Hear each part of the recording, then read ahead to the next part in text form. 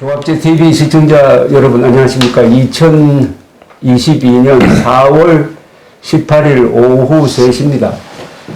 오늘 아주 적당한 시기에 훌륭한 분을 모셨습니다. 염돈재 전 국정원 제1차장을 지내신 분인데 우리 염돈재 선생에 대해서는 소개하려면 아주 깁니다. 우선 정보부 시절에 들어가셔가지고 약 30년 동안 해외 분야 또는 독일 주재, 그때 서독이죠. 네, 서독 주재 공사를 하시면서 동독이 무너지고 통일되는 과정을 또 옆에서 보셨고, 그 다음에 국정원을 그만두신 다음에는 성균관대학교에서 이 교수직을 맡으면서 제가 알기로는 이 독일 통일에 대한 아주 훌륭한 책을 쓰신 적도 있습니다. 그런데 요사이 굉장히 바쁘십니다. 왜냐하면은 전직 국정원장 4사람이 지금 감옥에 있습니다. 이런 나라는 문명국가에는 없습니다. 그분 이외에도 수십 명, 수백 명이 조사를 받고 전직 국정원입니다. 말하자면 국정원이 지난 5년 동안 초토화가 되었습니다. 그래서 전직 국정원장 등을 비롯한 이런 분들의 사면 복권 운동을 벌이고 계십니다.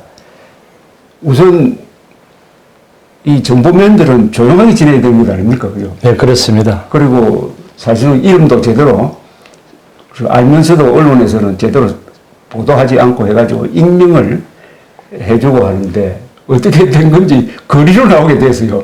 네, 그렇습니다. 이게 어떻게 된 겁니까? 네, 국정원 직원들은 사실 생리적으로 네. 어디 거리로 나오거나 밖으로 나온 적이 없기 때문에 그렇죠. 그런 거 자신들을 익숙하지 않기 때문에 원치 않고요. 또 익명으로 사는 것이 예. 바로 그 모토고 그게 또 영광이라고 생각을 하고 있습니다. 그래서 그런 거 하지 않는데 이번에 뭐 불가피하게 전에 그 국정원법 개정이 돼서 국정원이 완전히 초토화될 그런 위기에 있었기 때문에 국정원법 개정 문제에 대해서 의견 표출했었고요. 예.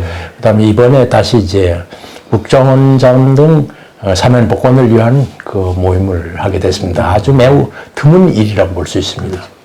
이렇게 할 수밖에 없는 게 지난 대통령 선거가 체제를 결정하는 선거니까 이건 뭐 자신의 과거의 어떤 경력이라든지 이런 거 불문하고 그냥 뛰어든 거죠. 네, 그렇습니다. 그런데 작년에 윤석열 후보 지지 모임이 있었지 않습니까? 네, 그렇습니다. 네. 그때도 보니까 윤석열 서울중앙지검장이 수사를 해가지고 이 감옥에 갔거나 조사를 받았던 사람들도 윤석열 후보 지지를 선언했더라고요. 네, 그렇습니다. 예.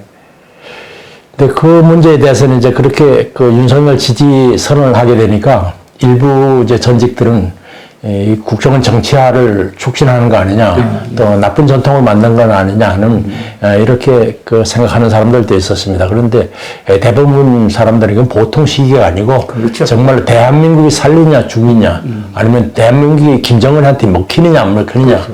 그래서 이건 정치였던 활동이 아니라 구국 활동이니까 이거하고는 전혀 다른 거다. 이렇게 해서 대부분 사람들의 의견 일치가 됐고 또 그때 그 국정원 적폐청산 때문에 이제 감옥에 갔다 왔던 40여 명의 전직 간부들이 있습니다. 그 사람들도 앞에 나서서 그렇죠.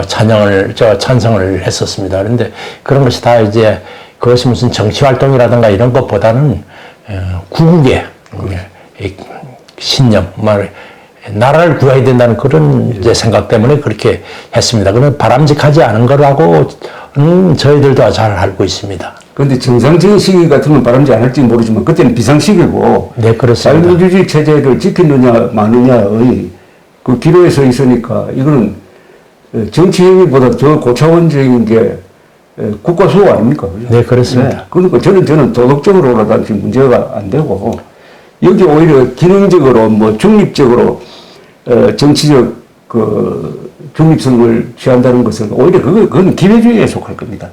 네, 저희들도 그렇게 생각합니다. 이 나라가 이렇게 위기인데 국가 안보를 담당하던 우리들이 마저 침묵하고 있는다면 그렇죠. 이 나라를 누가 지키고 누가 수호할 것이냐 하는 이제 그런 그 자성이 있었습니다. 그러니까 일제시대 때 정치적 중립 취한다고 독립운동 안 하는 거하고 마찬가지 아닙니까? 네, 그렇습니다. 그런데 그때 우리 윤돈재 선생께서 정리한 지난 5년 동안 국정원에서 도대체 무슨 일이 일어났느냐 하는 통계를 이렇게 정리를 하니까 아주 실감이 났습니다. 그 부분을 제가 소개해 드리겠습니다.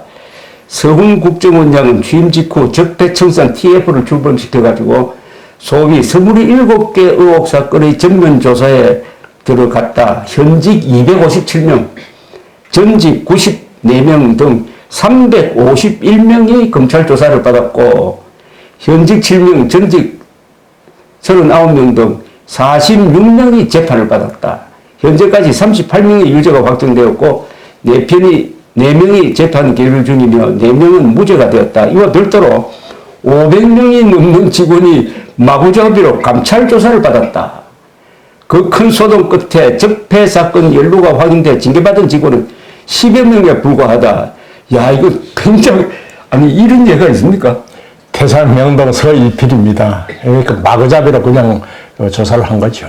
아니, 이거는 어디 김정은 정권이 쳐내려 와가지고 국정원을 접수한 다음에 국정원을 숙청하는 일이 아니라면 어떻게 수백 명을 수사, 조사 대상을 삼냐 이겁니다. 네, 그렇습니다. 이런 예는 없죠. 우리나라. 네, 우리나라에 없을 뿐만 아니라 세계 역사에 없을 겁니다. 세계 역사에 없습니다, 이거는. 다 놓고 세계 역사 정보기관을 이렇게, 그것도 보통 정보기관이 아니고 국가정보기관 아닙니까? 네, 그렇습니다. 예, 이거는 군정보기관도 아니고 국가 전체를 대표하는 정보기관을 이렇게 쑥대밭으로 만드는 나라는 정권은 문재인 정권밖에 없었다. 그러면은 이렇게 된 국정원을 어떻게 정상화시키느냐 하는 것은 이건 예산 문제가 아닌 것 같은데요. 네, 그렇습니다.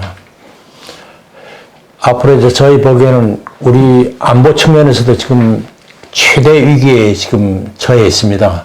그래서 북한 핵이 이제 실전 배치됐고요. 지금 이제 김여정이가 이제 분쟁이 있으면은 핵을 쓰겠다는 그런 얘기까지 하지 않습니까? 핵 위협도 받고 있고요. 지금 핵무기도 고도화되고 있고요. 그 다음에 이제 지금 한반도를 중심으로 해서 신냉전 기류, 이것이 형성되고 있지 않습니까? 이제는 북한 핵 제어를 위해서 중국이라든지 소련의 어떤 협조를 받는다는 것도 어렵고요. 그 다음에 또 북한 제재를 위한 유엔 제재도 이제는 하기 어렵고요. 또 설령 북한이 군사적인 도발을 하더라도 중국하고 러시아가 이걸 어떤 제어하거나 이런 역할을 하기도 참 어렵고요. 참 어렵습니다. 그래서 또 한 가지 이제 뭐 첨부해서 말씀드린다면 지금 국내 좌파 세력이 지난 5년 동안에 엄청 확장됐습니다. 그렇죠. 그리고 세력도 확장됐고 이제 든든한 자금력도 확보가 됐습니다.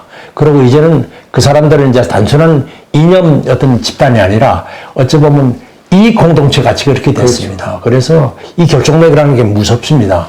근데 이걸 이제 앞으로 대처해 나가기 위해서는 정보기관의 활동이 매우 중요한데 그동안에 뭐 국정원이 불법 사찰이다 무슨 뭐다 해갖고 완전히 숙대밭됐기 때문에 이제 그 활동을 하기가 참 어렵습니다. 그래서 최대 안보 위기에 이걸 어떻게 대처하는가 하는데 가장 중요한 것이 정보기관의 역할인데 정보기관이 정말 역사상 가장 허약하게 이렇게 돼 있어서 많이 걱정이 있습니다. 지금 대한민국을 지키는 양대 기구가 있다면은 국방부하고 국정원 아닙니까? 네, 그렇습니다. 그렇죠.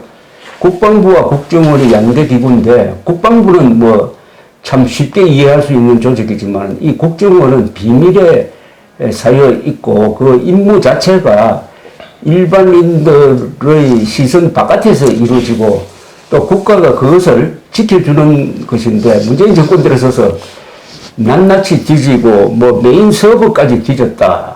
그리고 일부 문서는 유출되었다. 그리고 재판 과정에서 놀라운 정보가 다 재판정에 나오고 해가지고 이 비밀이 지켜지지 않는 정보기관이 되었습니다. 비밀이 지켜지지 않는 정보기관 아니잖아요.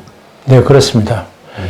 정보기관의 비밀을 지키지 않으면은 그러면 정보기관에 협조할 협조자도 없고, 그렇죠. 또 협조할 외국 정보기관도 없습니다. 그래서 특히 이제 정보사회에서는 정보 수집 방법하고 정보의 출처는 가장 그 정보기관의 생명과 같이 이렇게 중요한 거라고 생각합니다. 그런데 대한민국은 이제 그 비밀이 없어졌습니다.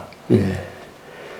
그래서 지금 저는 이 윤석열 정부가 결자 해지 차원에서 말이죠. 네. 왜냐하면은 내 국정원장을 구속시키는데 관여했던 분이 윤석열 한동훈이라고, 한동훈 아세요?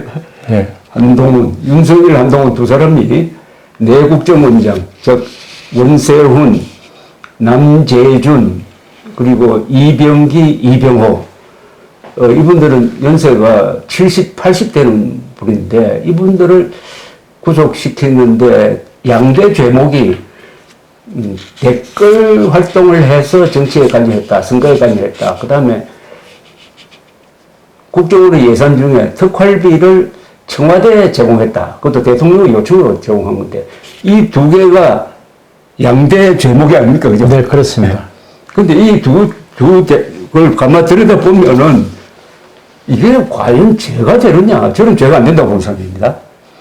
그 댓글 활동을 한 거는 이 국정원이 가지고 있는 심리전단 직원들이 북한이 사이버상에서 워낙 공세를 세게 펼치고 여기에 남쪽에 있는 종북 세력에 합세를 해가지고 사이버 세계에서 기승을 부리니까 거기에 대응하기 위해서 이제 댓글을 써서 대응을 하는 과정에서 북한 편을 드는 남한의 정치인 또는 정당을 비판한 행위가 이게 국정원법 위반, 한 건 더 나가서 선거법 위반이다. 이렇게 된 거 아닙니까? 네, 그렇습니다. 여기 핵심이 이거예요. 그런데 읽어보면은, 아니, 이게 국정원 직원이면 당연히 서야 될 것 아니냐 하는 게 이게 범죄가 된 경우가 많거든요. 네, 그렇습니다. 그, 예를 들어서 이제 그 댓글, 그 부대, 그것 때문에 이제 댓글 사건 때문에 이제 그걸 받은 심리전 단장이 있었는데요. 예. 그 사람이 이제 쓴 것은 전부 댓글 쓴 것. 그러니까 정치 관여성으로 이제 뭐랄까 의심받은 댓글이 총 2,200개인데요. 예. 2,200개 전체 댓글 정도 따지면은 0.0045%입니다. 0.4%도 아니고 그동안 그 부대가 전체 선거 중에서 네. 0.00 0045%입니다. 그리고 전체 쓴 예산을 비율로 나누면 10만 원밖에 안 됩니다. 그런데 그게 바로 국고손실대라 그래갖고 본인 국고손실대가 아니고 원세훈 원장이 국가손실죄에 방조를 했다. 그래서 공범이다. 이렇게 그 절을 했는데 바로 1년 6개월의 형을 받았습니다. 그런데 이 네 사람을 구속시키는 그 단초가 된 게 댓글입니다. 그죠? 네, 그렇습니다. 원세훈 원장 댓글. 그게 바로 그 댓글 사건을 수사한 사람이 윤석열 당시 수사팀장이었습니다. 네. 예, 그리고 뭐 이 댓글로 해가지고 나중에는 저 국방부로 이게 또 넘어가가지고. 네, 그렇습니다. 김관진 네. 국방장관까지 이것하고 연관되었는데 그 댓글이 마치 읽어보면은 공무원이 월급 받고 선거에 개입해가지고, 당신이 야당이죠. 야당 정치인, 야당 후보 공격하기 위해서 그 일을 한 것처럼 되어 있는데 그게 전혀 아니고 북한과 대응을 하다가 보니까 북한 편을 들은 정당과 정치인을 비판하는 그 부분이 이게 범죄로 이야기가 됐는데 저는 그 공무원이 그 글을 안 썼으면 오히려 그게 정규직이라고 보는 사람. 저도 그렇게 생각합니다. 예를 들어서 댓글을 왜 달아야 하는가 하니까 이제 친북 세력들은 북한 그 심리전 부대가 이제 여러 가지 댓글 쓰지 않습니까? 그렇죠. 그러면 그게 댓글이 많으면은 그게 바로 우선 순위에 높이 뜨지 않습니까? 그렇죠. 그러니까 우리 국민들은 전부 이제 북한 심리전 요원들이 쓴 글만 보게 됩니다. 거기 주목하게 되니까 그걸 이제 상쇄하기 위해서 댓글을 달았던 거죠. 그리고 이렇게 사이버 심리전이라는 것은 이제 본격화된 것이 얼마 되지 않았거든요. 그렇죠. 그래서 이런 데 대한 법제도 미흡하고 또 충분한 경험도 없고 이런데 그걸 갖고 이제 그래서 우리가 그 댓글 이런 거 달고 이렇게 해서 군에도 사이버 심리전 이제 부서를 이제 설치를 하고 이렇게 운영을 했는데 그건 뭐 대통령 다 결재받고 이렇게 해서 한 건데 그것이 이제 정치 관여성 이렇게 돼서 중형을 선고받게 됐습니다. 근데 아니 이렇게 되면은 앞으로 국정원이 이렇게 뭐 정상화되기가 참 어렵다고 생각하는데 근데 이런 겁니다. 이게 지금 범죄로 기소된 내용에 들어가는데 2013년에 기소된 이 제목이 국정원 심리전단 직원이 쓴 댓글의 제목이 남쪽 정부 정말 할 말이 없네요. 어제 TV 토론 보면서 정말 국보법 이상의 법이 필요하다고 절실히 느꼈습니다. 대통령 되겠다는 사람이 대한민국 남쪽 정부라고 표현하는 지경이라니 우리나라 관용이 넘쳐도 너무 넘치는 것 같네요.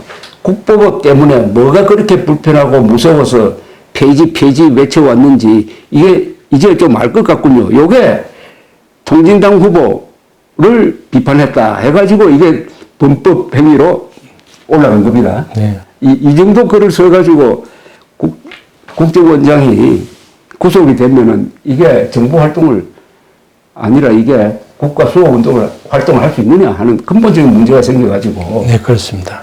이런 문제에 대해서 이게 해결 안 되고 넘어가면은 지금 국정원이 할 일이라는 거는 뭐가 있는지 모르겠습니다. 근데 사이버 공간을 완전히 북한에 장악하게 되는 것이죠. 그렇죠. 그리고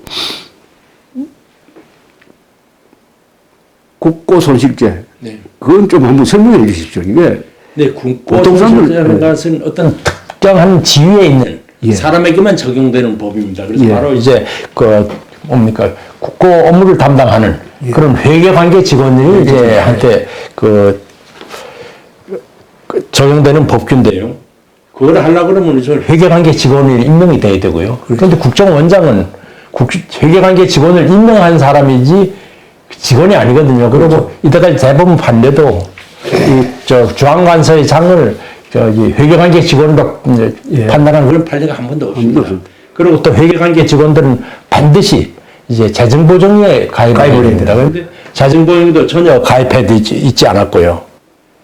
그리고 이때까지 그 판례도 뭐 그렇게 중앙관서의 장을 회계관계 직원으로 판단하는 판례가 없습니다. 그럼 또 한 가지 국고손실죄가 적용이 되려고 그러면 이 회계관계 직원이 어떤 범죄를 저지르면서 이게 국고손실이 된다는 인식이 있어야 됩니다. 물론이죠. 그런데 국정원장들은 그런 인식이 전혀 없었습니다. 왜 인식이 없었나 하니까 이 청와대 그 관리 지원이라는 것은 오랫동안 아주 오랫동안 관리됐으니까 그냥 그렇거니 그렇게 생각을 했지 국고손실에 대한 인식이 전혀 없었습니다. 물론 관리니까 그냥 된다 이런 건 아니고요. 인식이 전혀 없었습니다. 그런데 인식이 없었으니까 이제 그걸 국고손실이라고 보지 않은 거죠. 그런데 이제 이정찬 원장도 나중에 그런 신문 인터뷰에서 전 원장도 그런 얘기했습니다. 김대중 정부 때에도 그런 자금을 썼다. 그렇죠. 그런데 뭐 그렇게 따지고 보면은 지금 국정원장들 이렇게 들어간 것은 좀 억울한 점이 있을 거다 이렇게 얘기를 했고 박지원 원장도 국회 청문회에서 그렇게 얘기를 했거든요. 그러면은 이건 법이 정당하지 않게 적용된 거냐 아니냐 하는 그런 의심을 살 수밖에 없게 지금 돼 있습니다. 저는 이 국고손실죄가 어떻게 유죄가 나올 수 있었느냐. 이거는 형법에 대해서 요만침 지식만 알아도 절대 유죄가 나올 수 없는 것 아닙니까? 네, 그렇습니다. 더구나 대법원이, 김명수 대법원장의 대법원이 이걸 유죄로 선고했다는 것은 우리나라 재판 사상, 우리나라 법치 역사에 남을 만한 오점이라고 생각합니다. 그렇죠. 김명수 대법원장도 대법원에서 예산 전용해서 대법원장 간사 수리하고 했거든요. 그렇죠. 그럼 그것도 국고손실죄로 돼야 될 거 아닙니까? 그건 더 악질적인 죄죠. 이거는 뭐 예산 전용 아닙니까? 그죠? 네. 또구나 국정원장은 대통령 직속이고 국정원장의 직무는 대통령의 명령에 의해서 이루어지는 것이고 그게 필요한 자금이 국정원에 있던 자금을 청와대에서 필요하면 가져가서 쓸 수 있는 문제 아닙니까? 네, 그렇습니다. 그게 무슨 대통령 친구한테 갖다 준 것도 아닌데 그러면 이제 뇌물죄가 되겠는데 그것도 아닌 걸 가지고, 그러니까 댓글도 허무한 혐의고, 국고 손실죄는 이 말도 아닌 혐의를 가지고 내 국정원장이 지금 감옥에 있다. 그것도 형도 엄청나게 많이 받았습니다, 지금. 남재준 원장은 구속된 게 2017년이니까 그 이분이 5년 동안 계셨어요. 네. 뭐 원성훈 원장은 더 오래되고, 원성훈 원장은 또 여러 가지 혐의가 살람식으로 잘라져가지고 뭐 여러 번 기소되고, 네, 그렇습니다. 예? 또 재판 받는다고 막 여기 가고 저기 가고 해가지고, 그러다 나중에 이게 병합이 됐더라고요. 네, 그렇습니다. 막판에 가서 병합이 됐는데, 징역 한 14년 정도 네, 됐습니다. 14년 2개월 됐습니다. 예, 벌써 한 5년 정도, 5년 이상 살았습니다. 네. 그런데 그 정도 살 같으면 무슨 살인 사건을 했다든지 이 정도 돼야 되는데, 기껏 댓글 정도 국고 손실죄. 자, 이거면 결론적으로 이 네 분이 들어간 것은 정권이 바뀌면서 이른바 적폐수사를 한다. 이 적폐수사는 결국은 대한민국을 건설했던 세력을 쓰레기로 몰아가지고 숙청하는 것이다. 거기에 맞도록 검사나 판사가 법리를 왜곡하고 해가지고 정치적으로 쳐넣었다. 정치 보복의 희생이다. 사실은 이 네 사람은 방공정사고 애국자다. 저는 제 생각이 그렇습니다. 네, 저희들도 그렇게 생각합니다. 어떤 국가의 훈장을 받았거나 국가의 기여가 있으면은 또 어떤 가명형이 되는 것도 아닙니까? 그렇죠. 그런데 뇌물죄 기소됐던 형을 받았던 한명숙 전 총리는 사면을 하고 또 그다음에 내란 선동죄 했던 이석기 전 의원도 사면을 하고 그런데 이렇게 고령인 이런 또 어찌 보면 국가 안보를 위해서 일생 동안 헌신한 이런 분들을 그냥 감옥에 놔두고 있는다는 것은 참 말이 안 되는 일이죠. 이 네 분 중에 같이 근무한 분은 이병호 원장 같이 그렇죠. 근무를 했고요. 예, 그렇죠. 그다음에 이병기 원장도 차장 때 같이 근무를 했고요. 아, 그렇습니까? 예. 남재준 원장도 제가 원장 재임 중에 제가 국정원 자문위원으로 또 이제 활동을 해서 비교적 가까이서 뵀던 분들입니다. 이분들은 어떤 분들입니까? 이분들은 정말로 정말로 애국자고 정말로 아주 깨끗하고 그렇죠. 정말로 정말 아주 충직한 이런 공목들입니다. 그래서 저희가 이제 국정원장 이렇게 사면 등을 발기를 할 적에 이틀 만에 264명의 발기위원들이 참여했다고 했습니다.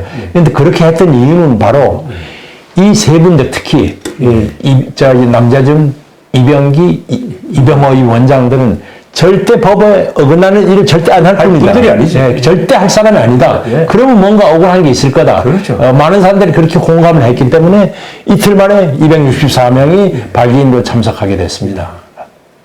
저는 원세훈 원장 포함해서 이 네 분들을 잘 알거든요. 아, 그렇습니까? 잘 아는데, 원세훈 원장이 매일 2013년 박근혜 정부 때 구속됐잖아요. 예. 구속됐다가 나왔다가 또 법정 구속되고 뭐 하는 걸 대표를 했는데, 이 원세훈 국정원장이 취임한 게 바로 광우병 난동 직후였거든요. 네, 그렇습니다. 그러니까 이명박 정부가 이 좌파들한테 한번 당해보고 나서 이거 좌파 종북 세력에 대해서 적극적으로 대응하겠다. 네, 그 임무를 원세훈 원장한테 준 거예요. 네. 그 전에 이 국정원장이 좌파 정권 시절에 상당히 종북 세력하고 정면 대결 안 했잖아요. 네, 그렇습니다. 그러니까 이분한테 그 임무를 주놓으니까 이분이 이런 악역을 맡을 수밖에 없어서요. 네, 그 대통령도 그걸 원했고. 네, 그렇습니다. 그리고 굉장히 이 열심으로 아마 오랜만에 이 종북 세력하고 싸우는 국정원장을 보게 됐다고 좋아했습니다. 네. 그리고 그 당시에 김관진 장관이 또 들어왔거든. 네, 그렇지 않습니까? 네, 그렇습니다. 네. 근데 김관진 장관 또한 군에서 전문 교육을 많이 시켰습니다. 이분 또한 이 이념 문제에 대해서 확실한 생각을 갖고 있었어요. 그래서 저도 그때 군부대 다니면서 강연을 많이 했는데 전문 교육 보니까 이렇게 적였더라고. 대한민국 바로 알기, 자유민주주의 바로 알기, 북한 정권 바로 알기, 그리고 종북 세력 바로 알기. 요걸 4개를 딱 정해가지고 하는데, 그래서 원세훈, 이명박 정부 때 이야기입니다. 원세훈 그리고 김관진 두 사람이 국가를 지키는데 역할을 많이 했습니다. 네, 그렇습니다. 안 하고 그 전에 국정원장처럼 뭐 편하게 지내고 좌익세를 까고 안 싸웠으면 원세훈 씨가 감옥 갈 리가 없죠. 그리고 이 남재준 원장은 군인으로서 말하자면 정평이 나 있는 게 가장 강직한 군인이었지 네, 않습니까? 가장 강직한 분입니다. 육군 참모총장 중에서 네. 그죠? 가장 강직하고 김관진 장관은 가장 용감한 사람이고 네. 이병호 원장은 어떻게 보면 영국 정보기관원 같은 분이죠. 네, 그렇습니다. 그렇죠. 젠틀하면서 네. 이 프로페셔널하고 네. 그다음에 아주 온건하고 경우에 없는 짓을 절대 안 하는 분이고 불법 같은 건 상상을 할 상상도 수가 안 없는 하는 사람입니다. 이병기 원장도 마찬가지죠. 이분이 뭐 전력은 보면 과거에 노태우 대통령에 의해서 발탁이 돼가지고 거기서 근무를 하고 참 부드러운 분이고 네, 또 그렇습니다. 어떻게 보면 외교관 출신 아닙니까? 네, 그렇습니다. 절대 무리를 하지 않는 분이 무슨 작당을 해가지고 뭐 반역을 일으킨다든지 아니면 뭐 수백억을 어디 뭐 감춰두자든지 하는 거라고 생각할 정도로 이렇게 중형을 받고 지금도 감옥에 있다는 거는 이거는 참 통탄할 일입니다. 참 그 이병기 원장은 참 안타까운 것이 국정원장 재임한 게 불과 7개월입니다. 그러니까요. 7개월 동안에 나라를 위해서 나쁜 짓을 했으면 뭐 큰 나쁜 짓을 했겠습니까? 그런데 그게 바로 2년 6개월형을, 3년형을 받았습니다. 7개월 근무하고. 참 억울하다고 하지 않을 수가 없습니다. 그리고 공통점이 있습니다. 이 내부는 종북 세력과 싸우고 특히 김정은과 싸운 사람. 네, 그렇습니다. 김정은과 싸운 사람. 김정일, 김정은과 싸운 사람들입니다. 그러니까 이거 크게 보면은 이 김무성주의자 운동권, 흔히 조사파 운동권이 헤게모니를 잡았다는 이 문재인 정권이 검찰이라는 칼자루를 잡고 김정은 대신해서 복수한 거예요. 이거 복수. 김정은 복수를 대신해 준 거 아니면 이해가 안 됩니다. 네, 이병호 원장님 경우에는 북한이 아주 제일 싫어했잖아요. 네, 아주 죽이겠다고 네. 그렇게 선언을 했었습니다. 그래서 그 잠깐 그 구속 기간 만기가 돼서 이제 재판 받는 중에 지금 풀려나 있었습니다. 그렇죠. 그때도 국정원이 경호를 해줬어요. 경호를 해줄 정도로. 네, 그러니까 아주 사실적인 첩보가 있었기 때문에 이제 그렇게 한 거죠.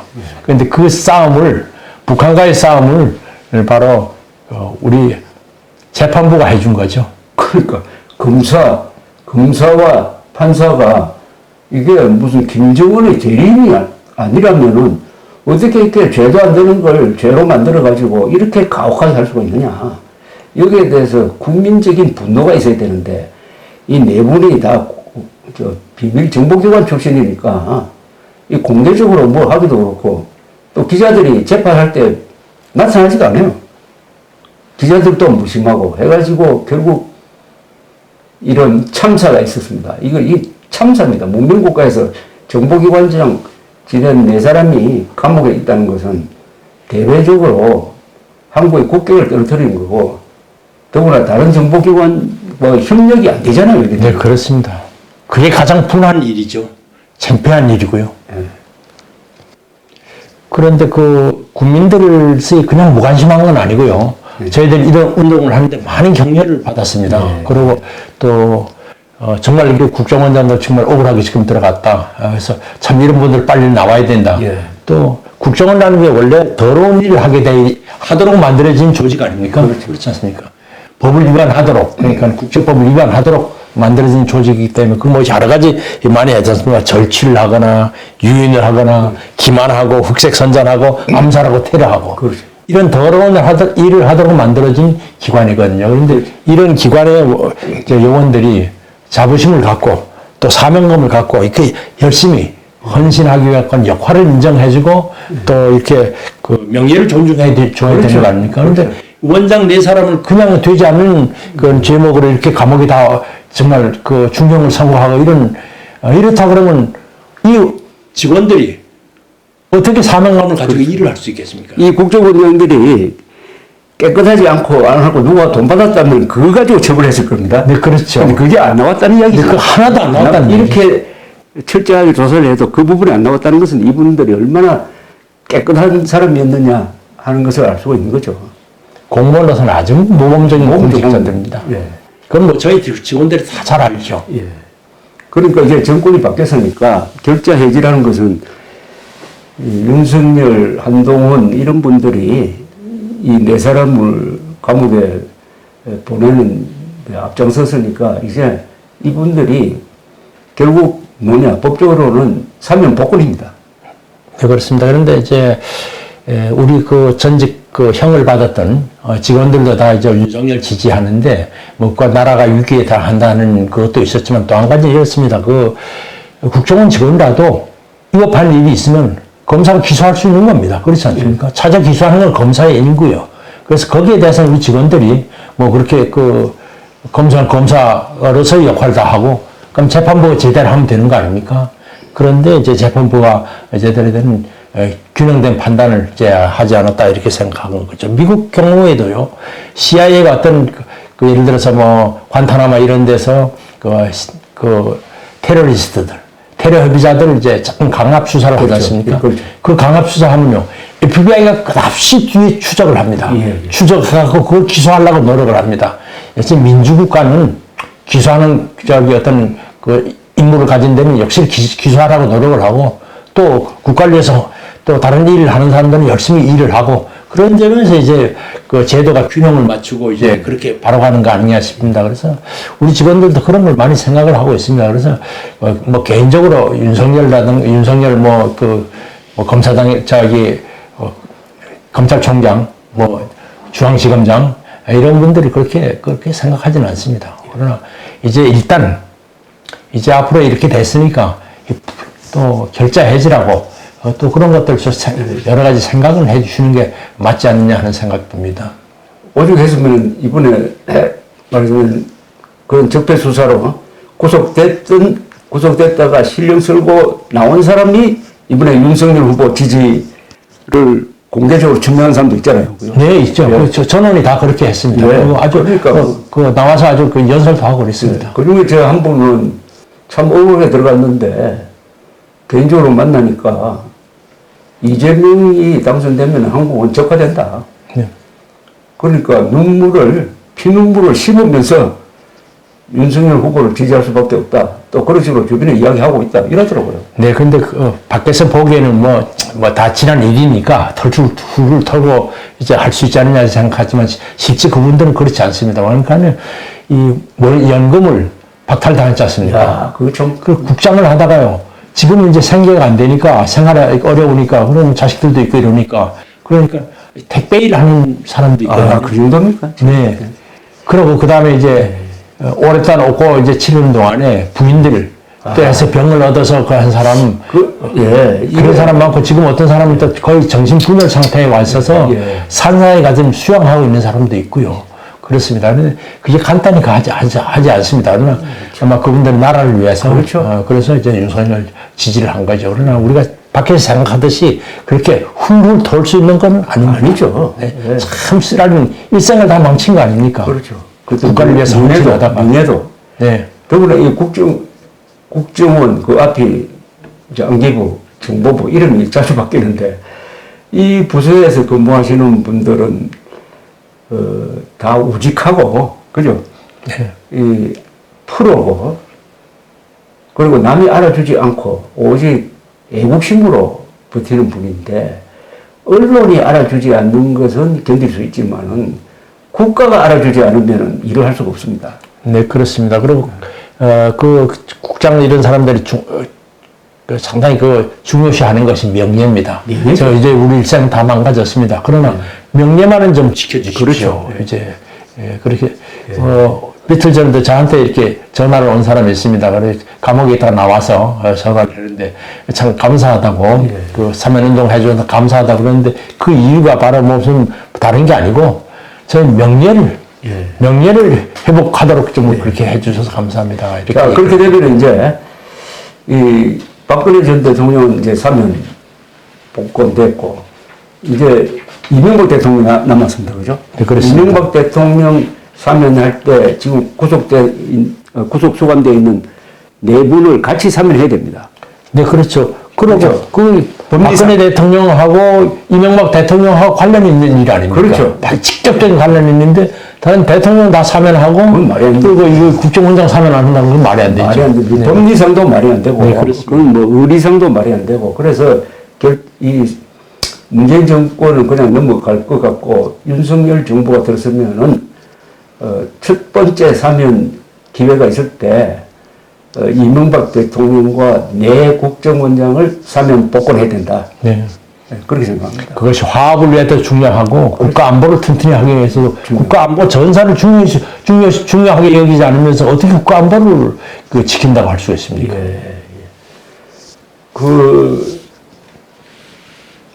우리나라에서 흔히 모델을 삼고 있는 정보기관이 모사드 아닙니까? 그죠? 네, 그렇습니다. 모사드 아니면은 뭐 CIA는 너무 크고 영국의 MI6. MI6은 해외 정보, 대외 정보, 네. MI5는 방첩, 네. 뭐 이런 데인데, 이런 정보기관은 어떤 원칙에 의해서 운영이 됩니까? 철저한 탈정치죠. 정치에 개입한 적도 없고, 정치인들이 사실은 국정원이 정치에 개입한 게 아니라 정치인들이 국정원을 정치에 끌어들인 거죠. 또는 정치인들이 국정원에 개입한 거지. 사실. 네, 그렇습니다. 그렇죠. 요즘에 거꾸로, 옛날은 아니지만. 그런 인식이 조금 다르고요. 그리고 이제 또 그 나라들은 다른 그 세계를 지배했던 나라들이거든요. 그렇죠. 그리고 또 세계를 위해서 싸우는 것이 이제 모사드 아닙니까? 그렇기 때문에 어떤 그 정보기관의 그 역할에 대해서 아주 잘 이해하고 있는 편이죠. 그리고 우리가 모사드에 대해서 하나 잘못 알고 있는 것이요. 모사드는 정보 수집하고 이런 기관이 아닙니다. 그게 주 업무가 아니고요. 바로 이제 비밀 공작하는 겁니다. 정보기관에 네 가지 임무가 있거든요. 정보의 수집, 정보의 분석, 그다음 비밀 공작, 그다음에 방첩. 네 가지가 정보기관의 가장 기본적인 임무입니다. 그런데 모사드가 중요하지 않은 것은 비밀 공작입니다. 비밀 공작이라는 건 암살도 하고 테러도 하고 엔테베 작전 같은 거 하고 그다음 아르헨티나에 있는 아이히만 유대인 학살을 납치하고 이런 걸 하는 거거든요. 지금 모사드는 그런 걸 하는 겁니다. 우리는 지금 국정원을 하면 정보를 수집하는 걸로 이렇게 하는데 정보 수집은 국정원의 사실 좀 정보기관에 우리 같은 정보기관에 아주 제1의 임무는 아니라고 생각합니다. 그리고 이제는 정보가 많이 공개가 됐기 때문에 정보기관 안에도 정보 분석할 수가 있습니다. 국정원은 앞으로 이제 비밀 공작해서 북한을 개방시키고 북한은 이제 어떤 그러니까 남한에 대한 남침 야욕 이런 것들 꺾고 이런 것들 공산화 혁명하겠다는 이런 야욕을 꺾고 하는 이런 역할을 해야 되는데 그러기 위해서는 정말로 국정원이 단단해져야 되고 국정 요원들이 사명감을 가질 수 있어야 되고 이렇게 되거든요. 그런데 지금 같은 상태에서는 참 국정원이 정말 회복하기 어려운 상태를 너무 입었다고 생각합니다. 그러니까 이 대통령과 정치인과 언론이 국정원을 어떻게 보고 국정원이 무슨 일을 해야 되느냐 하는 데 대한 이 나름대로의 정리가 있어야 될 것 같아요. 네, 그렇습니다. 국정원이 악역을 맡아가지고 반역 집단, 북한 농강 정권, 너희 심부름꾼인 남한의 간첩망, 종북 세력과 싸우는 그 역할을 하는데 그러려면은 이게 합법적으로만 할 수 있느냐? 또는 이게 관료적으로 다 일일이 결재를 받아서 할 수 있느냐? 시간과 다투는데 지금 테러 분자를 잡았는데 이 묵비권을 계속 행사한다. 그러면은 계속 합리적으로 설득했으면 할 수 있느냐?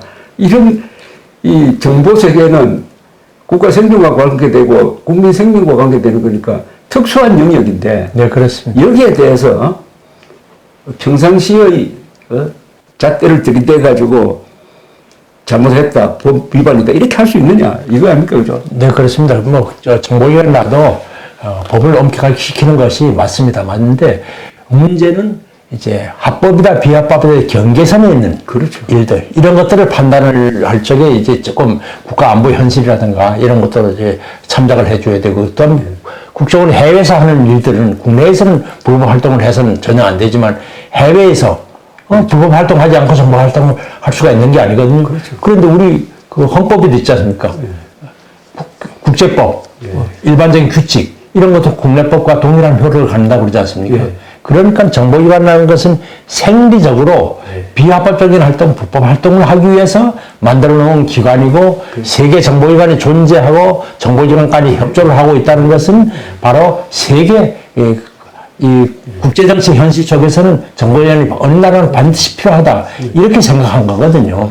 근데 그걸 갖고 합법에 너무 잣대로 엄격한 잣대로 이렇게 제한을 한다 그러면 역할을 하기가 매우 어렵습니다.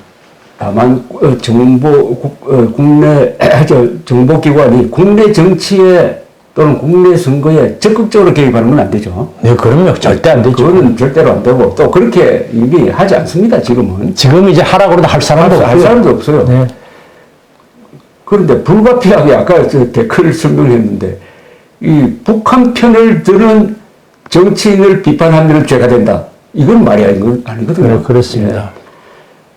그리고 행부장한 북한 농당 정권과 음지에서 싸우는 게 국정원의 역할인데 우리 세계에서 정보기관의 역할이 가장 중요한 나라가 한국 그리고 이스라엘 같은 나라인데 네, 그렇습니다. 그러면 이스라엘 정보기관의 운영 방식을 우리가 모델을 할 수밖에 없잖아요. 그죠? 네, 좀 그렇습니다. 배워야죠. 그런데 이스라엘은 모사드 보니까 거의 법의 통제를 안 받는다 그러대요. 맞습니까? 네, 이제 국제적인 활동할 적에 이제 그렇게 하죠. 그래 하지 않고는 비밀 공작할 수 없지 않습니까? 그렇죠. 그런데 우리 경우에는요, 지금 앞으로 이제 좌파 세력들, 종북 세력들이 상당히 이제 발호를 하는데, 그것들이 이제 그 사람들이 활동하는 걸 끝에 사건이 난 후에 그걸 알게 되면 뭐 합니까? 그렇죠. 사전에 방지하기 위한 그 사람들이 동향이 어떻게 되고 그 조직이 어떻게 확산돼야 되고 그 사람들이 만나는 사람들이 뭐고 이런 걸 파악을 해야 되거든요. 그런데 우리 그 국정 간부 중에 한 사람은 그러니까 그 아주 대법원에서 그 반국가 단체로 그렇게 판결난 단체입니다. 그 단체의 간부들 이런 사람들의 동향을 파악을 했습니다. 그렇죠. 당연히 해야죠. 그런데 그걸 갖고 비밀 사찰을 하고 그 다 결제 다 받고 한 일이거든요. 그런데 비밀 사찰을 하고 그래서 그 사람들 7개월형 받았습니다. 제가 취재를 해서 정확하게 아는 것 중에 하나가 원세훈 원장 시절에 미국에서 첩보가 들어오기를 김대중 비자금이 미국에 13억 5천만 달러가 있고 그 중에 1억 달러가 어떻게 해가지고 북한에 들어가려고 한다 하는 정보를 입수를 해가지고 국정원에서 팀을 만들어서 약 2년여 걸쳐서 추적을 했는데 그게 이번에 말하는 적폐수사에 넘어간 거 아닙니까? 네, 불법 사찰. 그런데 제가 그 재판하는 데 한번 갔습니다. 이 재판장이 이 13억 5천만 달러가 실제 있느냐 없느냐에 대해서는 자기는 관심이 없다는 거예요. 재판장이. 그럼 뭐에 대해서 관심이 있느냐? 그걸 추적하는데 국정원 예산을 썼는데 이게 격리 규정에 위반되느냐 안 되느냐 이것만 보겠다는 겁니다.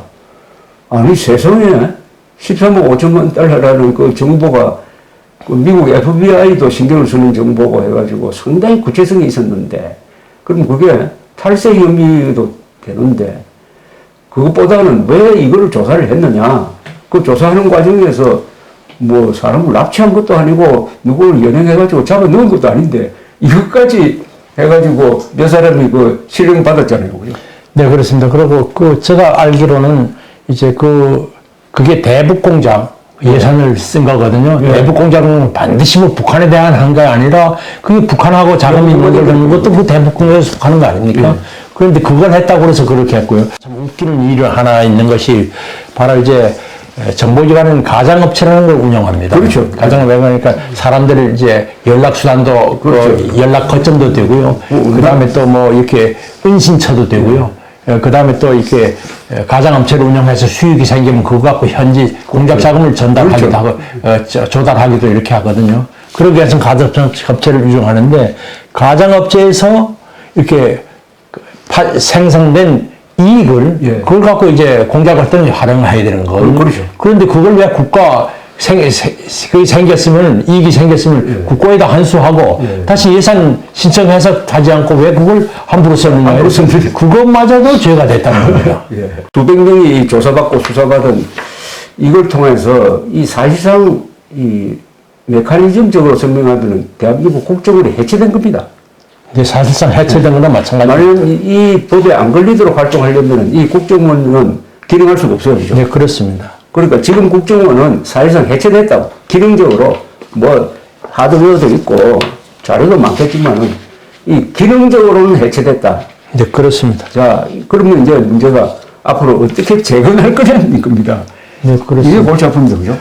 네, 그리고 이제 보통 문제가 아닙니다. 또 한 가지 또 이제 국민들이 관과하고 있는 것이 국정원의 대공수사권을 경찰이 예. 내년 후년 이제 1월 1일부터 넘기게 돼 있지 않습니까? 이거 지금 경찰이 전혀 할 수가 없습니다. 그러니까 지금 간첩이라는 것이 휴전선을 통해서 넘어오는 게 아니라 중국이라든지 뭐 제3국 일본이라든지 미국이라든지 이를 통해서 이제 넘어오고 활동도 이제 뭐 동남아를 통해서 활동하고 접선을 하고 이러거든요. 그러면은 해외에서 정보 수집 활동이라든지 채점 활동이 반드시 필요하지 않습니까? 그런데 경찰은 그걸 할 수가 없습니다. 그거 하면은 경찰이라는 것은 해외 주재원이라는 것은 인터폴 협조를 위해서 나가 있는 연락관입니다. 그렇죠. 그 사람들이 만일 뭐 어떤 채증 활동을 하게 되면 그건 바로 내정 간섭이 되는 거거든요. 큰 국가적인 이제 그 문제가 생기는 거거든요. 그런데 정보요원들이 그 정도 하는 것은 다 국제적으로 인정이 되어 있거든요. 그러면 경찰에 가서 그걸 할 수 없고, 그럼 국정원 보고 그걸 채증 활동하라 그러면 하는 업무가 다른데, 그 국정원 직원들이 본연의 업무가 있는데 경찰청 업무를 위해서 그렇게 헌신을 하겠습니까? 그리고 그걸 갖고 쭉 오랫동안 그렇게 추적하기가 어렵지 않습니까? 갑자기 하라고 그러면 그게 할 수가 있겠습니까? 그러니까 경찰은 도저히 할 수가 없고요. 그 다음에 또 경찰은 이걸 간첩 수사를 하려고 그러면 아무도 해야죠. 해독해야죠. 그렇죠. 북한의 대남 전략도 알아야죠.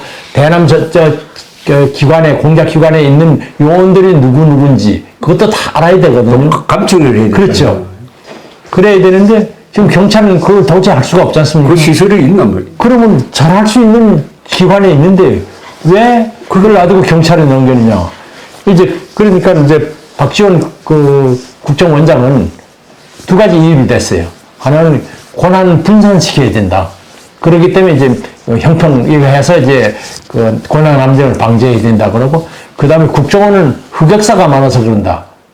그러니까 흑역사가 있기 때문에 안 된다. 그래서 제가 어디 글을 썼습니다. 그러니까 권한 분산을 했는데 국정원하고 경찰청이 나눠 갖고 있는 대공수사권을 경찰에 몰아주는 게 무슨 권력 분산이냐 이게. 그렇지 않습니까? 말도 안 되지 않습니까? 또 한 가지 흑역사 하는데 경찰은 흑역사가 더 많거든요. 그렇죠.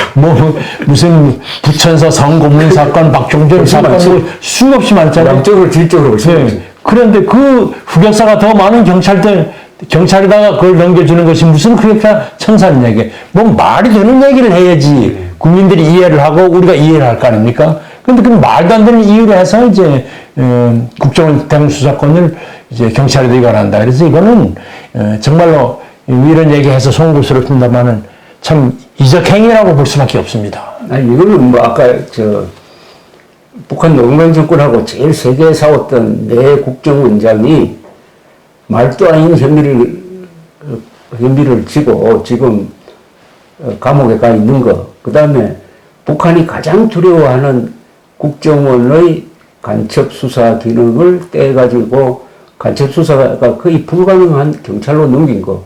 요거 누구를 위해서 한 거냐? 이게 누구를 위해서 한 거냐? 보면 김정은을 위해서 한 거다. 라고 논리적 비결이 딱 됩니다. 김정은을 위해서 이 짓을 했다. 왜 그렇게 했겠느냐? 문재인 정권의 이 정신, 영혼을 장악한 사람들이 흔히 주사파라고 불리는 극좌 운동권 출신이었다. 그자들이 가장 존경하고 숭배하는 게 김일성이다. 김정일이다. 김정은이다. 그러면은 모든 정책과 행동은 그쪽 방향으로 귀결될 수밖에 없다. 그건 아닙니까? 네, 그렇습니다. 그걸 갖고 목적을 어떻게 하느냐 하는 것도 뭐 그거는 뭐 저 이론의 여지가 있겠지만 결과적으로 북한에 상당히 이롭고 대한민국에 매우 해로운 그렇죠. 그런 일이 된 것은 사실입니다. 그렇죠. 그게 제일 중요한 기준이죠. 예. 그러니까 이 행동이 북한에 이로운 거냐, 대한민국에 이로운 거냐, 북한에 이로운 행동을 하면서 국정원과 그 요인들이 이렇게 말하자면 작살이 나고 기능은 거의 해체되고 이렇게 되었다. 이게 완전히 이게 초토화가 되었다.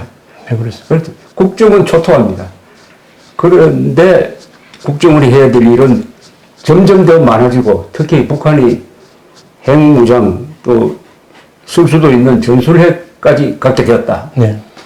여기에 대해서 국방부로만 대응할 수 있느냐? 국정원이 같이 대응을 해야 되는데 국정원의 수요는 더 많은 이 시점에 윤석열 정부가 들어서 가지고 국정원을 어떻게 재건할 거냐? 네. 어마어마한 일이 앞에 놓였는데 지금 윤석열 정부가 여기에 대해서 크게 신경을 쓰는 것 같진 않아요. 제 느낌으로는. 네, 그렇습니다. 몰라서 그런 것 같은데.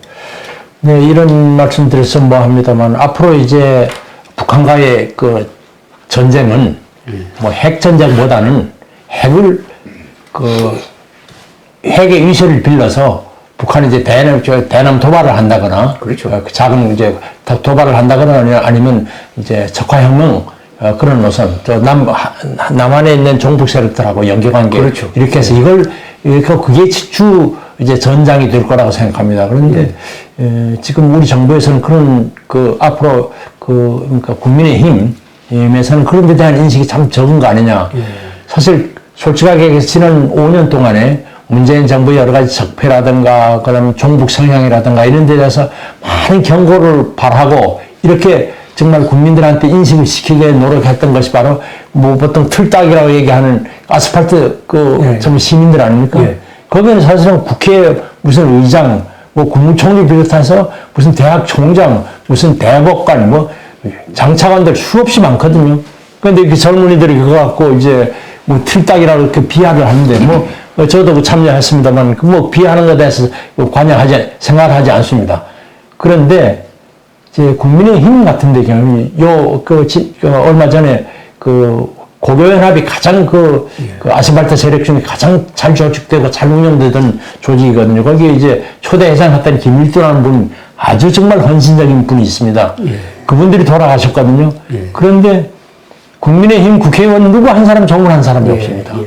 그래서 우리 참 우파 사람들이 그게 무슨 화나가 분노하는 것보다는 진짜 분노한 것은 이렇게 무감각하고 그렇죠. 이렇게 무신경하고 이래갖고 나라를 어떻게 다시 바로잡겠느냐 하는 그 걱정을 많이 했습니다. 전에 한덕수 국무총리 후보자가 지명되면서 자기 소신을 쭉 이야기하는데 이런 대목이 있었습니다. 이 국가 안보에 대해서는 모든 국민들이 신경을 쓸 수가 없다. 요 일은 국가가 맡아야 한다. 네, 그렇습니다. 아주 좋은 이야기였습니다. 국가안보의 대표적인 공공재 아니겠습니까? 그러니까 이것은 엘리트가 전문가가 맡아야 된다. 네. 이런 이야기를 했는데. 네, 그 말씀 맞습니다. 예. 그리고 지금 이 부분이 그냥 보통 문제가 아니고, 우리나라가 남태평양에 통가 같은 나라 같으면은 뭐 안보에 대해서 좀 눈 감아도 되는데 우리는 지금 주머니에 사느냐 문제고, 우크라이나 사태가 지금 터지니까 전쟁이 얼마나 참혹한지 아는데 지금 우리가 당면하고 있는 전쟁의 양상은 그 정도가 아니고 핵을 쓸 수 있는 그런 상황에서 국정원, 국방부에 대해서는 많은 비판도 하고 관심도 있는데 국정원의 업무에 대해서는 이 블랙홀이 되어버렸어요. 네, 그렇습니다. 예, 아무도 뭐 거기에 대해서 신경 끄고 거기서 무슨 일이 일어나는지 뭐 몰라도 좋다. 그런데 정권을 맡은 사람이 그래도 되느냐. 그러니까 어떻게 하면 국정원을 재건할 거냐 하면은 무슨 윤석열 정부에 뭘 건의하고 싶습니까? 뭘 우선 해야 된다 이런 걸 좀. 국정원 우선 그 직원들의 사기를 올리고 그 다음에 명확하게 사명감을 가지도록 이 보람에 있는 일을 한다는 이런 사명감을 가지도록 해주는 게 가장 중요하다고 생각합니다. 정보 업무라는 것은 요원 개개인의 그 사명감이라 할까, 헌신, 이런 것들이 매우 중요한 업무거든요. 그러니까 일반 행정 업무 같으면 매우 정형화된 업무 그렇죠. 아닙니까? 사기가 결정적입니다. 그죠? 네. 사명감. 네, 그렇습니다. 그래서 먼저 그걸 올려줘야 되고요. 그다음 그러기 위해서는 전 국정원장도 비중 있는 분을 좀 해줬으면 좋겠다 그럽니다. 예. 그러니까 아무리 전문가 하더라도 그래도 비중 있는 인물을 임명한다는 자체가 바로 국정원을 소중히 여기고 국정원 직원들을 그렇죠. 또 이렇게 사기 악역에 많이 마음을 쓰고 있다는 그런 걸 보여주는 거거든요. 그래서 이번 국정원장 다시 국정원장은 정말 비중 있는 그리고 모든 국민들이 존경할 수 있는 그런 분들. 국민도 존경하고 무엇보다도 국정원 요원들이 존경할 수 있는 사람이 그렇습니다. 그렇죠. 그게 바로 사기 아닙니까? 그러니까 존경받는 정보맨으로부터 존경받는 사람. 네, 그렇습니다. 좋은 말씀. 그럼 제도적으로는 뭘 해야 됩니까? 무슨 급한 게 뭡니까? 대공수사권 다시 환원시켜야 됩니다. 경찰로 가는 걸 다시 세계에서 환원시켜야 된다. 안보 위협에 당면하고 있는 그 나라 중에서 경찰에 그다음 그 안보 수사를 맡기는 나라는 전혀 없습니다. 하나도 없습니다. 하나도 없습니다.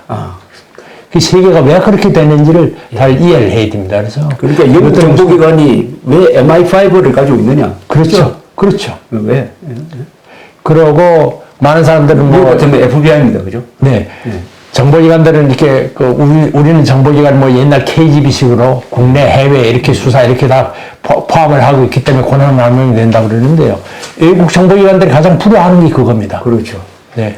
그게 바로 가장 옛날에는 해외 관계하고 국제 관계, 해외 관계하고 국내 관계가 안보가 직접하게 연결이 안 되실 시기에는 옛날 MI5, 6 이렇게 CIA, FBI가 생길 때 이때만 해도 그런 게 그렇게 긴밀하지 않았거든요. 그렇죠. 그런데 지금은 이제 안보라는 것이 해외 업무하고 국내 보안 업무하고 긴밀히 연관관계에 대해 추진해야 되기 때문에 통합적으로 가야 된대. 네, 그래서 그렇게 통합되어 있는 기구가 가장 효율적이고요. 그래서 외국 정보기관들이 그걸 오히려 부러워하는데 그렇죠. 우리는 그걸 갈라놓겠다는 이유를 알 수가 없습니다. 그러니까 지금 특히 정치권에 있는 사람 언론 머리에 하나의 통념으로 가지고 있는 게 국내 정보와 해외 정보는 구별해야 된다. 네, 그렇습니다. 근데 정보가 이게 국내 정보냐 해외 정보냐 그걸 어떻게 구분을 합니까? 구분 자체가 불가능한데. 네, 그렇습니다. 그것도 불가능한 거고.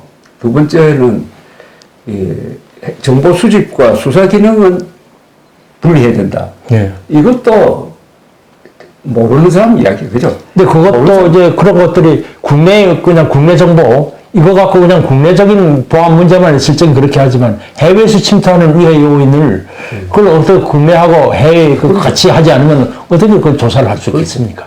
수사 잘 하려면 정보하고 같이 옆에 있어야지. 네, 그렇습니다. 완전히 떼놓으면 어떻게 되냐 입니다.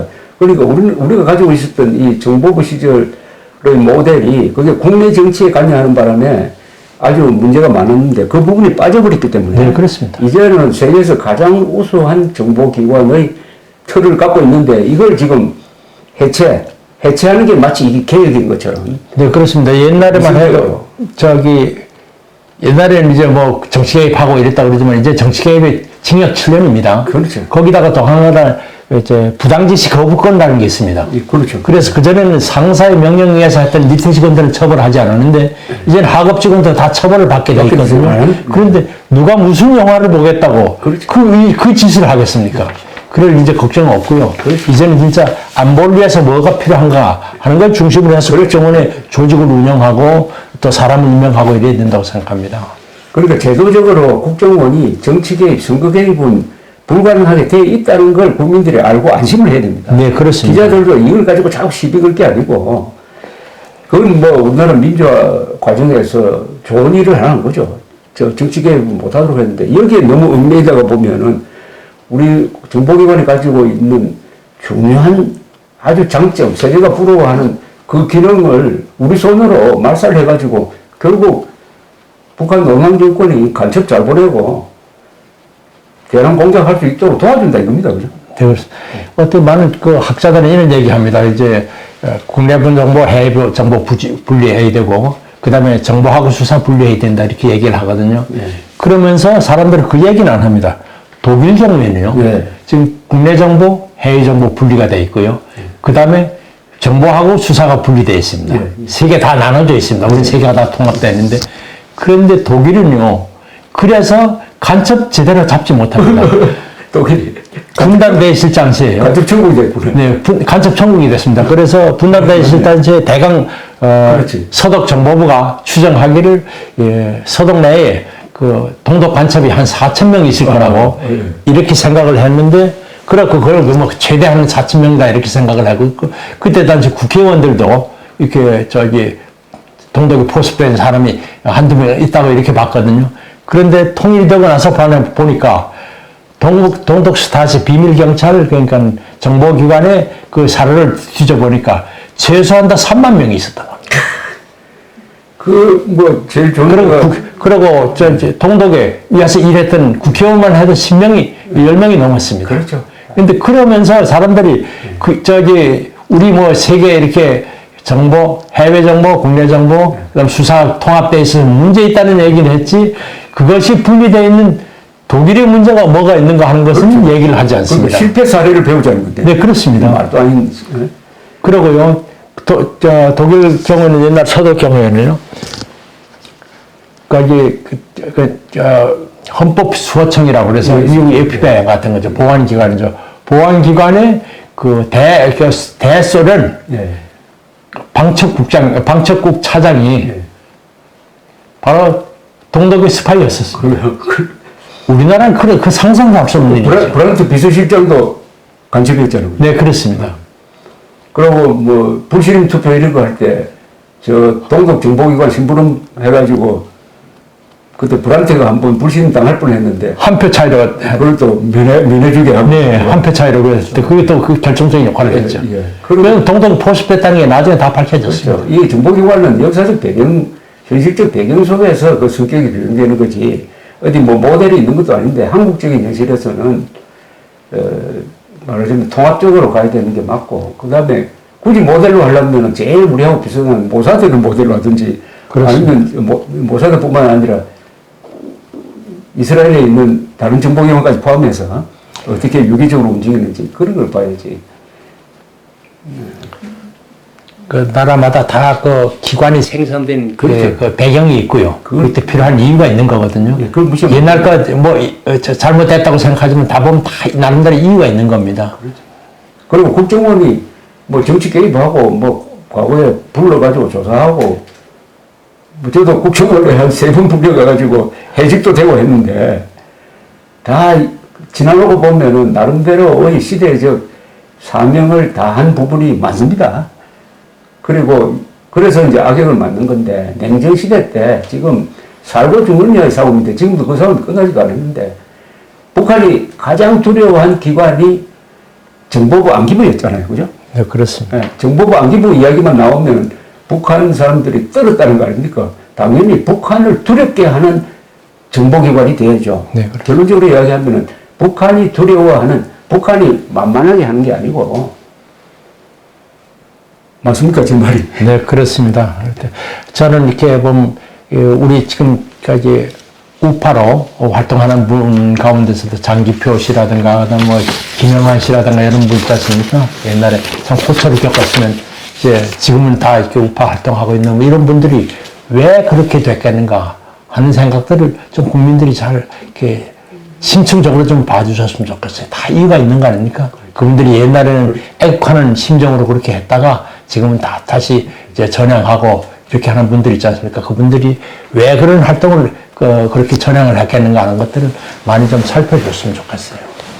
그리고 반드시 해결해야 될 문제가 이 국정원 원훈설입니다. 네. 그렇죠? 네, 그렇습니다. 국정원 원훈설.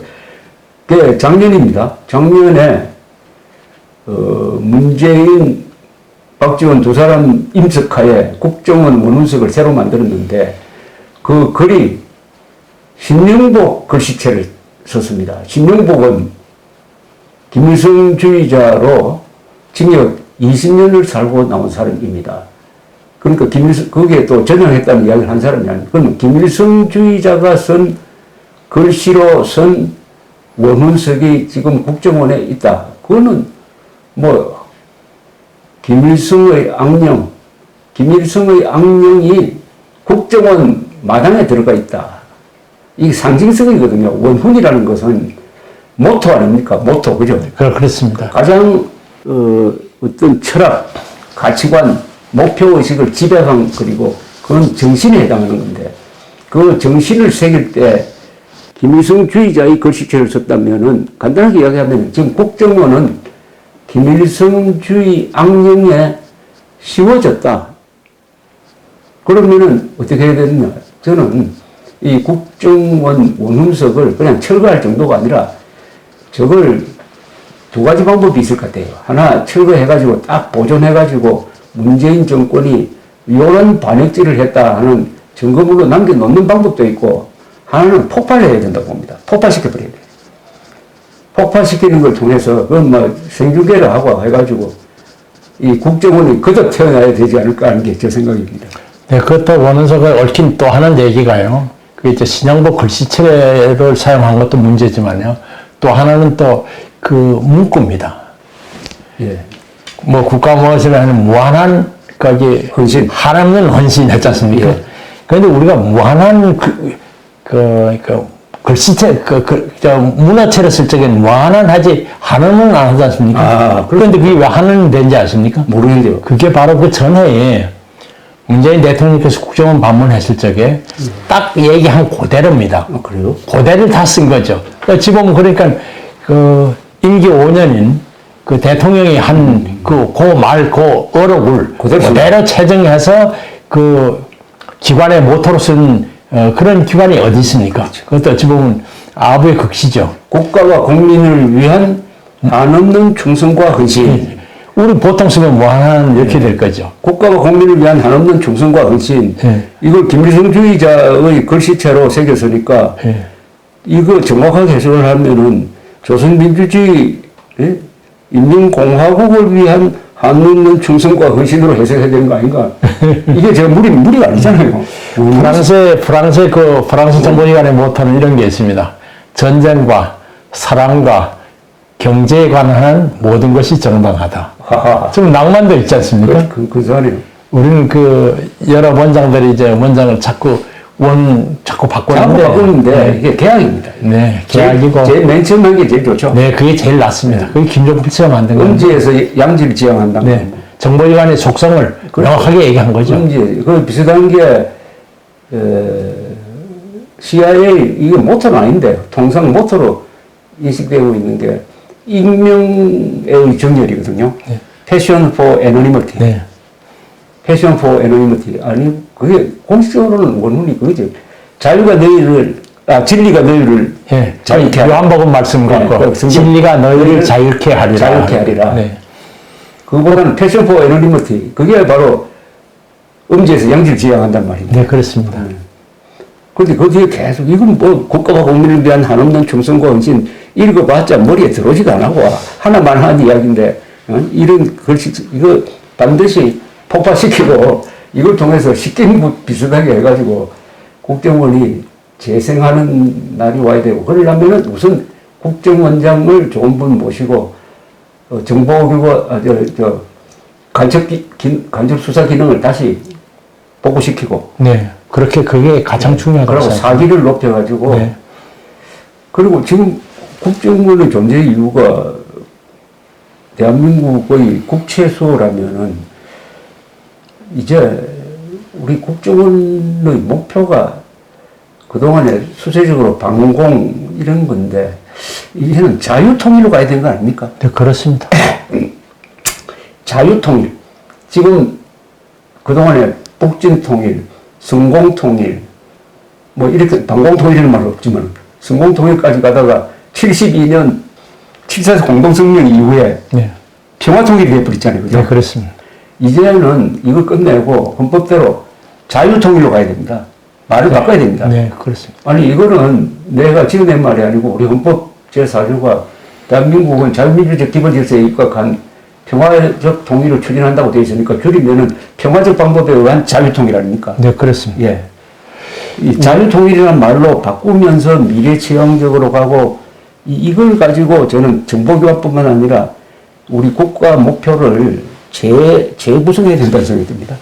독일 경우에는 저 기본법 전문에 이렇게 있지 않습니까? 독일 국민은 그 자유로운 결정을 통해 통일과 자유를 달성한다 이랬거든요. 자유통일이네. 네, 그러니까 저기 통일돼도 통일도 중요하지만 자율이 희생된 통일은 불가능하다. 그러니까 자유통일. 그다음 또 한 가지 독일에서 우리가 배울 것은 바로 이제 우리는 독일을 흡수통일이라고 그랬는데 독일에서는 그걸 가이스픽 통일이라고 그러거든요. 예. 그러니까 이제 서독 이제 연방에 예. 동독 주민들이 자유의사에 따라서 그렇죠. 걸어 들어와서 가입을 해온 거죠. 가입통일. 그러니까 우리도 사실 따지고 보면 흡수통일이 아니라 가입식 통일을 하도록 그렇게 만들어야 되죠. 이 용어 선택이 굉장히 중요한데 자유통일 시대를 열겠다 해가지고 우리 국민들 입에서 평화통일 말보다는 그 정체불명의 평화통일 말고 자유통일 할 때 이게 심리적으로 굉장히 큰 영향을 준다고 봅니다. 그 자유통일이라는 것은 바로 통일의 목표하고 통일의 방법이 두 가지가 다 포함되어 있는 거죠. 그러니까 기가 막힌 말입니다. 네, 그렇습니다. 자유통일 하면은 말도 어감도 좋고 한자로 써도 기분 좋고요. 자유통일 시대를 이렇게 합의를 하면 됩니까? 그래서 우리 두 사람은 합의니까 됐는데 대통령이 합의를 해야 될 텐데 좋은 정보기관을 갖는다는 것은 뭐 삼성전자 같은 회사를 몇 개나 가진 것보다도 더 중요한 거 아니겠습니까? 그런데 이 정보기관은 또 정보의 축적이 있어야 됩니다. 이게 하루아침에 좋은 정보기관 될 리도 없고요. 그 정보가 가장 축적된 기관이 그래도 정보부 아니겠습니까?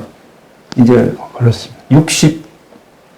61년이죠. 네, 60년. 1961년에 만들었으니까 이게 61년째인데 이걸 무시하고 간첩 수사기는 알람 떼가지고 그런 정보 축적이 없는 경찰로 넘기겠다는 이런 황당무계한 이런 정보기관 학대, 국정원 학대 사건이네.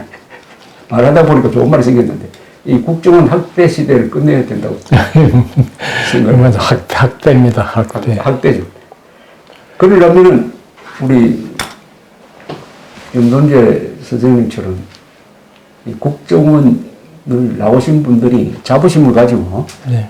아주 자랑스럽게 이렇게 생활할 수 있어야 되고 뭐 다른 걸 그려야 되겠습니다. 뭐 저희 이제 많은 시간이 지났지만 저희들은 아직도 이제 싸우면서 건설하는 과정에서 우리 그 정보부 국정원이 중요한 역할을 했다고 생각합니다. 그렇죠. 거기에 기여한 데 대해서는 저희들 마음속으로는 그렇습니다.